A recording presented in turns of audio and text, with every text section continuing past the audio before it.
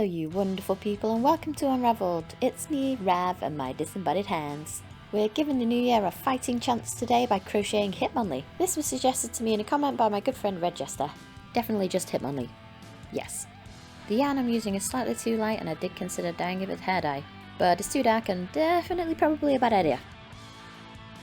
So let's just get set up here. If you've been here before, you know I do not have a plan, and I will continue to not have a plan. I don't know why I don't have a plan. I really should have had a plan. Because this turned out to be one of my most frustrating things I think I've ever had to do. Well, I don't have to do it, but you know what I mean. Anyway, we're starting with a top-down approach, so we're working on Hitmonlee's body at the minute, so the top of his head onwards. I started by chaining 5 stitches and then working around that until we had a lovely oval, remembering to count my stitches this time. Thinking about it now, I probably made him kind of a bit too small to scale, like he should have been a bigger scale so I could have worked the details in a bit better. Like later on you'll see that I didn't quite get the detail of the legs, but it is what it is. So Hitmonlee is basically built like a doorstop, wide shoulders that taper down to a bit of a waist. And I decided to listen to music this time and a banger came on so I got distracted. So now I'm trying to figure out just how long I need to make it, and I think 2 more rounds should do it. Now these are decrease rounds so that I can get to a point where I can split them in 2 to make his lovely little legs. And I didn't really know at this point that it was going to be far too small for me to be able to do that, so yeah. So now he's looking a little bit like a fuzzy ice cream. Ooh, imagine licking that.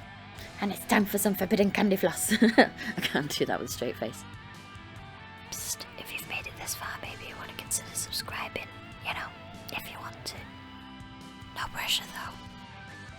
And this is the point where I realised, oh bloody hell, it's too small, so I'm going to have to unravel it.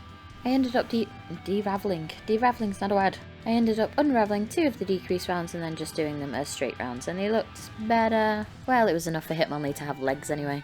I split the legs by chaining 2 stitches and then attaching it to the other side. Just celebrating my little win there. So now we finally have a pair of legs, so I'm going to work down one of them by double crocheting straight for a few rounds. And the plan was to work in like the knobbly bits, like Hitmonlee has knobbly knees or something, knobbly legs, whatever it's called. You know that it's not ribbing, but you know, it's like that.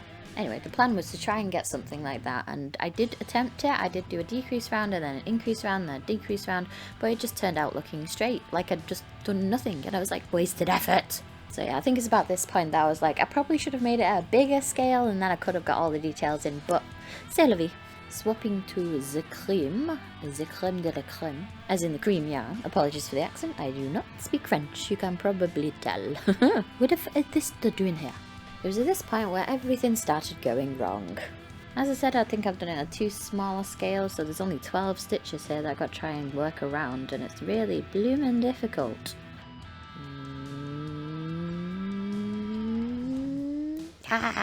Wait, I did it. So I'm not going to subject you to the rest of my struggles, so let's just, you know, skip ahead. You know, I wish I could do that with life, just skip the bits I didn't like. So now he's got legs to stand on, he needs some feet that are made for walking. Oh no, wait, he needs stuffing first. Damn. Hurry up, I want to move on. Come on, get in there. Quick. Come on, no, in. Bloody hell, it's almost like the back of a crochet hook wasn't made for this. Time for a trick shot. There we go. So the feet were made by crocheting a triangle at the heel so we could turn it like a sock. Essentially you just create a triangular flap and then crochet all the way around it so it makes a kind of angle. I don't know what kind of angle, 90 degrees, 60 degrees, 180 degrees, not like 180 degrees, what am I talking about? Pi. Let's just do radians, it's easier. So the feet are even smaller than the legs, so I think these are 6 stitches all the way around, and I've got to decrease it until I have 4, so then we can crochet the toes together so we get a lovely square toe-ish shape. Oh, I sound like a right miserable git, but I'm only joking when I say it's making me angry. It was still really fun. Oh no, I've got ink on my glove.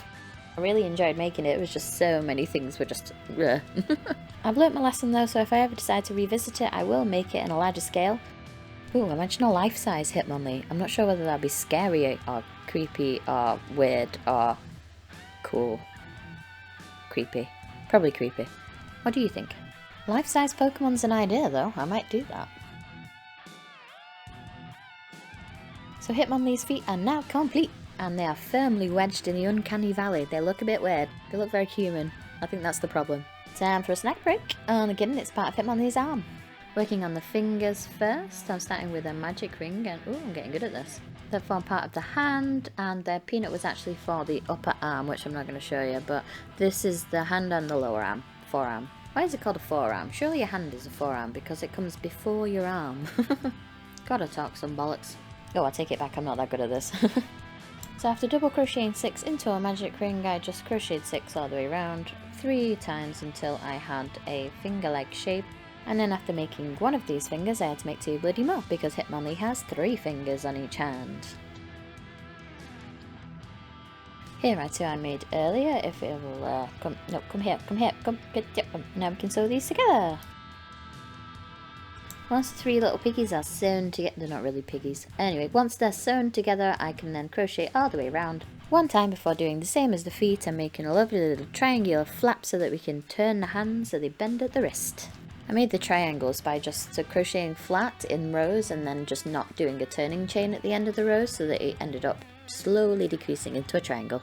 I did struggle with the decreases in the first round, as you can see, but after that it was pretty smooth sailing for a pretty complicated piece. Oh, and I undid it because, yeah, I wasn't quite at the point where I needed to be.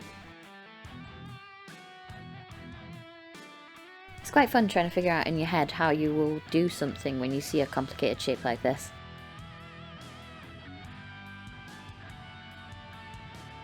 Still listening to music. Time for some more forbidden candy floss. I've got to somehow try and wedge the stuffing into each individual finger as well as in the hand, and I do not have the right tools for this, but I got there in the end. I'm quite proud of how it turned out. Instead of stuffing the ends into the hole like I usually do, I had to use a needle because my finger would not fit, and neither would anything else I tried to shove in there. So now the final thing I need to do is just to crochet his forearms. No, forearm. He only has 2 arms.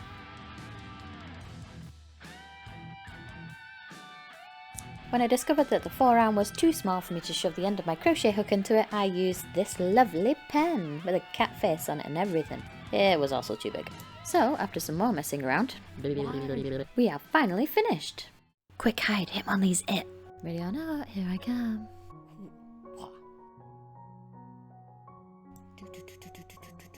Thank you so much for watching. If you see what you like and like what you see, please consider hitting the subscribe button and the bell button so you can see more of what I'm doing in my crazy bloody world full of yarn and no plans apparently. Remember, if you're a girl, a guy, non-binary, hi, or just passing by, I appreciate you so much, and I'll see you next time for more Unravelled chaos.